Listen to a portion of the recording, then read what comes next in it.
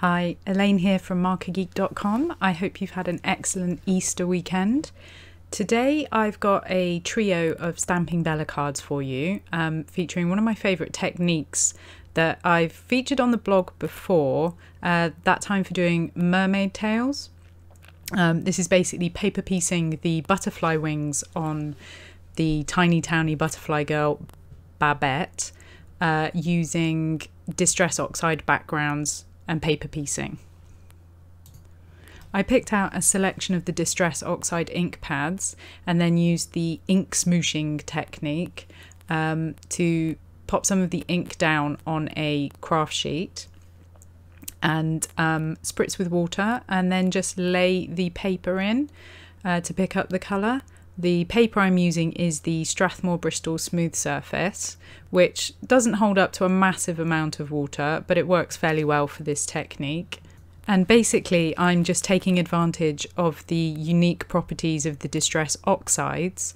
Unlike the Distress inks, you can layer the colour. As long as you dry the ink on the paper between layers, you can layer up the colour and lighter colours will sit on the top of darker colours, and you can really build some interesting patterns and texture using this technique. Because of the unique hybrid pigment and dye ink properties of these inks, as long as you dry between the layers, you can get the inks to layer rather than simply to blend. If the inks are still wet, they will blend and run together, but once you've dried, then the next layer will sit on top because they are opaque because of those pigment properties. And as you can see, I'm basically just playing around with them and layering until I get an effect that I'm happy with. I'm trying to get some of those sort of textured sort of dot effects, so I'm not kind of swirling the paper around after the initial layer. I'm kind of just laying it down quickly and picking up some of the sort of dotted texture, some of the splattery texture, which is what will create interest in the final piece. I did find that this worked really well for the mermaid tail on the Tiny Townie Mermaid that was released last summer. Unfortunately, I haven't yet had a chance to make any cards with the mermaid tails that I created, so I'll be putting those together quite soon. Unfortunately, due to our house move last year, I really just ran out of time for card making. But I will put some cards together soon and you can get a good look at how beautifully this works for those two. As you can see, I've grabbed an ancient bottle of shimmer spray, the Tattered Angels Glimmer Mist, I think in Pearl. I've had this for years and I'm trying to get it used up. I ended up decanting it into a small mini mister because I wasn't really getting the spray pattern that I was looking for. I wanted some of the sort of denser areas of sparkle that you get when you let it splatter rather than just having a fine mist. You could also make up a shimmer spray using some perfect pearls and water. You will get the same sort of oxidation effects with the Distress Oxides because you are using water, but you'll also get this gorgeous shimmery effect at the same time. I'm now using my Misty stamping tool to position the stamp on the piece of the background that I'd like to use. I'm using an acetate sheet to work that out, and also because my stamp was a little bit dirty, so I didn't want to get any of the black ink anywhere I didn't want it. I'm using My Favourite Things Extreme Black ink for this, just because it works quite nicely, and I'm going to use it in a moment to stamp the images for Copic colouring. I'm stamping the images ready to be Copic coloured on my favourite Make It Colour blending card. There's a link to that in the description below. And when I've got my images all stamped up, and I'm double stamping them just to make sure that those lines are really nice and bold and black, I'm then going to trim all of the wings out from my background pieces. This has obviously been significantly sped up because, as I've said before, I only wish I could fussy cut this quickly. It would be so nice. fussy cutting really isn't my favourite thing to do, which is why I love having coordinating dies for many of the images. Unfortunately, that doesn't really work for this. I will be using the coordinating die for Babette in a moment when I've coloured the images with Copics. Now you can see that I am outlining, or rather just colouring the edges of the cut out wings using a black brush marker. You want to use a water-based marker for this, not one of your Copic alcohol markers, because otherwise it will feather into the paper and look messy. This is really just to hide any imperfections, of which there are many, in my fussy cutting and make that outline look nice and smooth. Here I am now adding some shading, just some shadow to the wings to separate them and make them look dimensional. Unfortunately and some white gel pen details. Unfortunately it's quite hard for you to see because the shimmer on the wings seems to have blown out the image quite a bit. The camera obviously didn't cope too well with that. You'll be able to see the shading a little bit better later on when I'm putting the cards together, and of course in the card photos at the end. But this just adds that little extra detail that really makes them come alive, and it's really quick and easy to do. I used my Polychromos coloured pencils from Faber-Castell because they're more translucent than the Prismacolor pencils, which are quite creamy and opaque.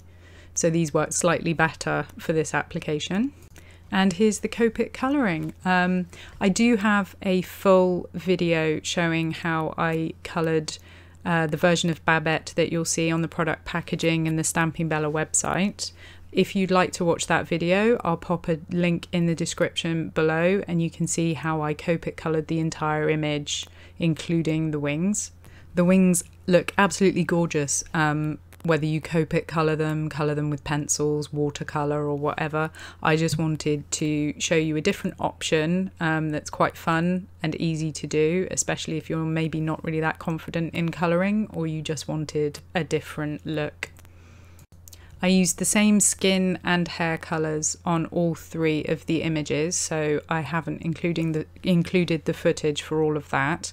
I have left in the footage of me colouring all of the dresses so that you can see exactly which Copic colours I used for each dress. I'm going to pop on just a little bit of music for the next couple of minutes while I finish up the colouring.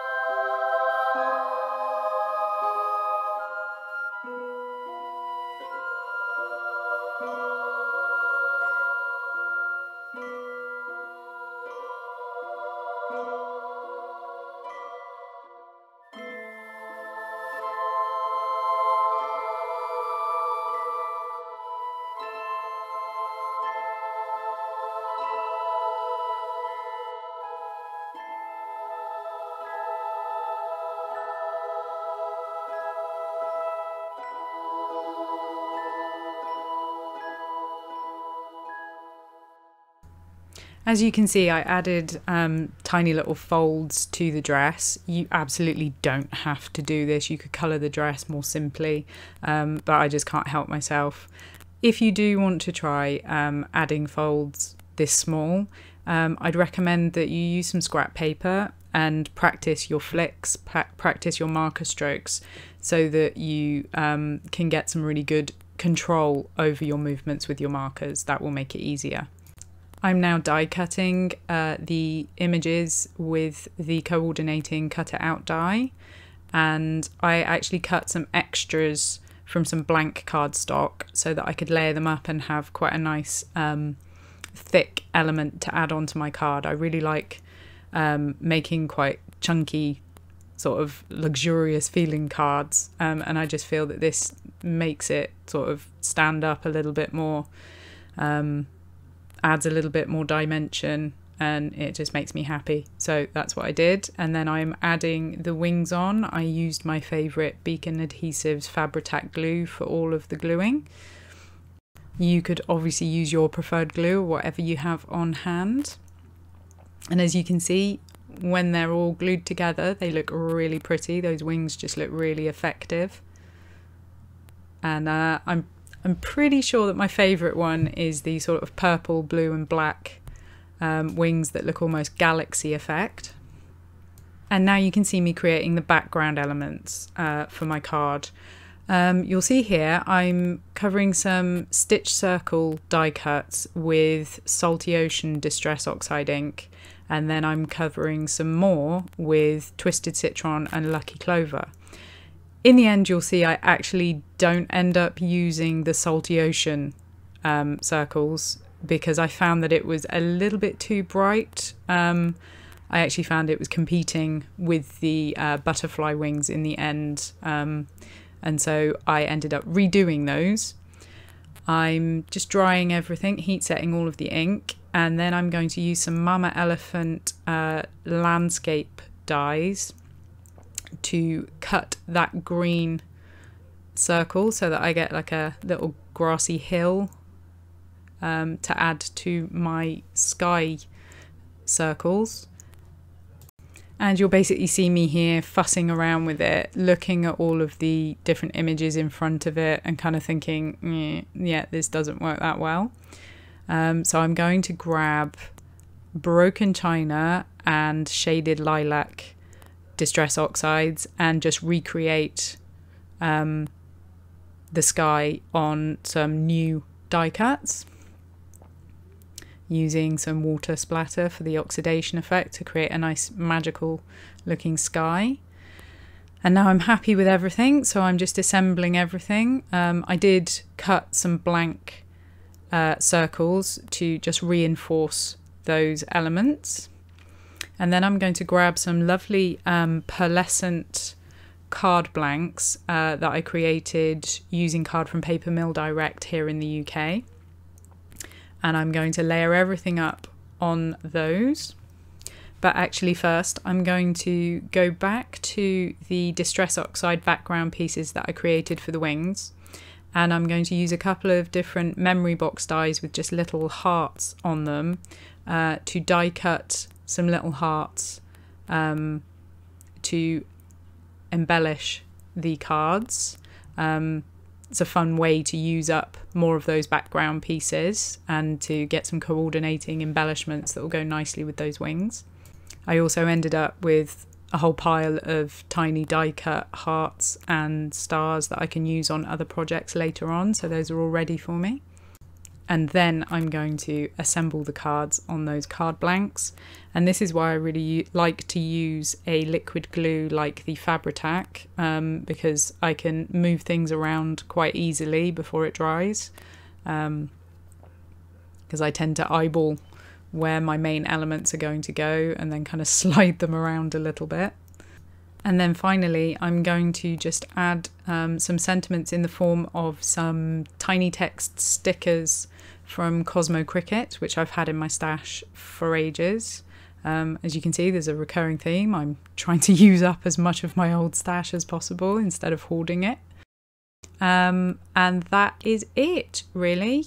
So I hope you've enjoyed today's video. I hope it's given you some inspiration for how you can use those new butterfly stamps and you know, really get full use out of all of your products. If you've enjoyed the video, please like and subscribe, and I will catch you next time.